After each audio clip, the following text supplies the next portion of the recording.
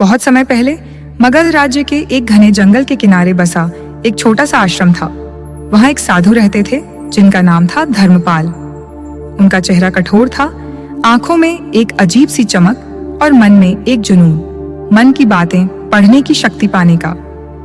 हर सुबह सूरज की पहली किरण के साथ वे ध्यान लगाते, लेकिन उनका ध्यान शांति के लिए नहीं बल्कि शक्ति के लिए था। वे सोचते, अगर मैं मन पढ़ लूं तो जान जाऊंगा कौन मेरा सच्चा मित्र है, कौन छिपा शत्रु। दुनिया मुझे राजाओं सा सम्मान देगी और मैं लोगों के विचारों को नियंत्रित कर सकूंगा। यह सोच उनके हृदय में जड़ें जमा चुकी थी, जैसे कोई कांटेदार बेल। एक दिन हवा में बहती अफवाहों ने उनके कानों को सहलाया। लोग कह रहे थे, गौतम बुद्ध श्रावस्ती में अपने शिष्यों के साथ हैं। वे तो मन की गहराइयों को देख लेते हैं, बिना पूछे ही इंसान के दुख को समझ जाते हैं। साधु का मन उछल पड़ा, यही तो मेरी तलाश है। वे बिना एक पल घंवाए अपना कमंडल थामा, लाठी संभाली और पैदल ही श्रावस्ती की ओर चल पड़े। रास्ते भर धूल उड़ती, पसीना बहता, लेकिन उनके कदमों में अधीरता थी। कई दिनों की कठिन यात्रा के बाद वे बुद्ध के विहार पहुंचे। वहां हरे भरे बगीचे में बुद्ध शिष्यों से घिरे बैठे थे, उनका चेहरा शांति की मूर्ति सा। साधु ने घुटनों पर गिरकर प्रणाम किया और बोले, भगवान मुझे वरदान दीजिए, मुझे मन पढ़ने की शक्ति दें। मैं जानना चाहता हूं लोग क्या सोचते हैं। बुद्ध ने अपनी गहरी करुणामयी आंखों से साधु को निहारा। उनकी नजरें जैसे साधु के हृदय की परतें खोल रही थीं। शांत स्वर में उन्होंने पूछा, साधु तुम मन की बातें क्यों पढ़ना चाहते हो? साधु थोड़ा असहज हुए, लेकिन उत्साह से बोले, भगवान अगर मैं मन पढ़ लूं तो कोई धोखा नहीं देगा, मुझे अपार सम्मान मिलेगा, लोग मुझसे डरेंगे और मैं हमेशा सुरक्षित रहूंगा। बुद्ध के होंठों पर हल्की मुस्कान तैर गई। तो तुम शक्ति चाहते हो, सुरक्षा के नाम पर? साधु ने सिर हिलाया। हाँ भगवान, यही मेरी साधना का लक्ष्य है। बुद्ध ने धीरे से कहा, मान लो तुम किसी का मन पढ़ो और देखो कि वह तुम्हारे बारे में बुरा सोच रहा है, गालियां दे रहा है, ईर्ष्या रखता है, तब क्या तुम खुश रहोगे या दुखी? साधु चुप हो गए। उनके मन में तूफान उठा, शायद गुस्सा आ जाए। उन्होंने सोचा। बुद्ध ने आगे कहा, और अगर पता चले कि कोई स्वार्थ के लिए तुम्हारा मित्र बन रहा है, भीतर से शत्रु ही है, तो क्या तुम्हारा विश्वास न टूटेगा? साधु असमंजस में पड़ गए, उनके मुंह से शब्द न निकले।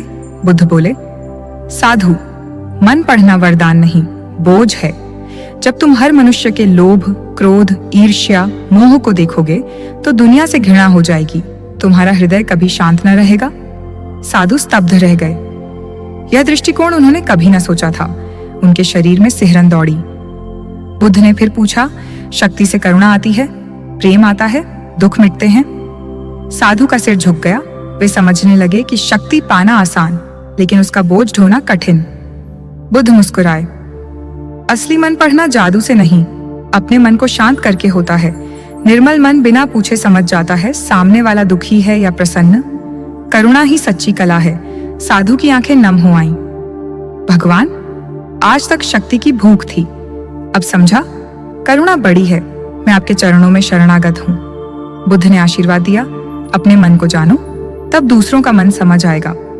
लेकिन बुद्ध जानते थे, वर्षों की इच्छाएं रातों रात न मिटती।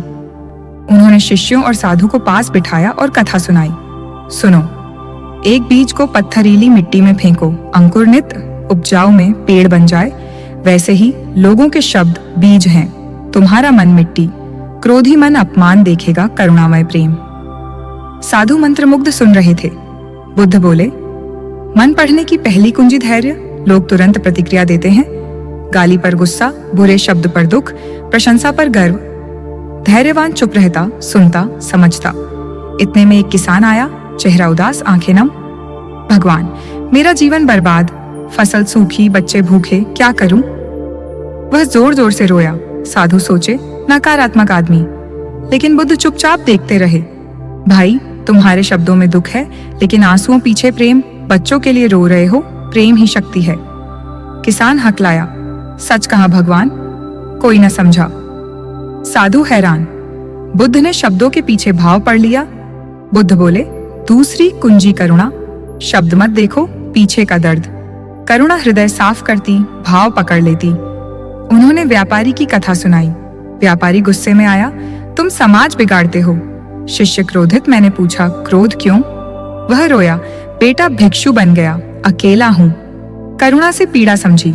साधु की आंखें खुली। शक्ति नहीं, करुणा असली है।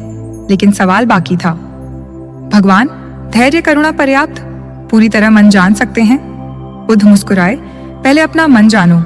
मन झील सा, गंदा पानी जहां धुंधला दिखाए, निर्मल साफ। क्रोध लोभ से भरा मन दूसरों को न देखे। आनंद ने पूछा, मन दौड़ता है, कैसे समझे? देखो बादल सा, क्रोध है, देखो दुख है, देखो। बुद्ध ने साधु को परीक्षा दी। यह बालक क्या सोच रहा? साधु ने देखा, भ्रमित हुए। असफल? बुद्ध बोले, तुम्हारी चाहत भ्रमित कर रही, शांत मन बिना प्रयास समझेगा। बालक बोला, साधु के दुख मुक्त हों। साधु कहां पे? करुणा से आता है। बुद्ध का अंतिम उपदेश, धैर्य सुनना, करुणा भाव समझना, आत्मज्ञान, मन जीतो, दुनिया खुली किताब, केवल करुणा प्रेम सत्य दिखेगा। साधु गिर पड़े, भीतर की शक्ति, सत्य धैर्य करुणा चाहूंगा। बुद्ध आशीष दिया। साधु वहीं रह गए। सुबह ध्यान, दोपहर सेवा। एक दिन राजा की बेटी आई, क्रोधित, ये भिक्षु सब बर्बाद कर देंगे। साधु धैर्य रखे। बुद्ध ने कहा, पीछे दर्द, पिता बीमार। लड़की रोई, साधु सीखे। धीरे धीरे उनका मन निर्मल हुआ। जंगल में फूल खिले, हृदय में शांति। वे समझ गए, मन पढ़ना नियंत्रण नहीं, करुणा के लिए। धैर्य प्लस करुणा प्लस आत्मज्ञान बराबर सच्ची समझ।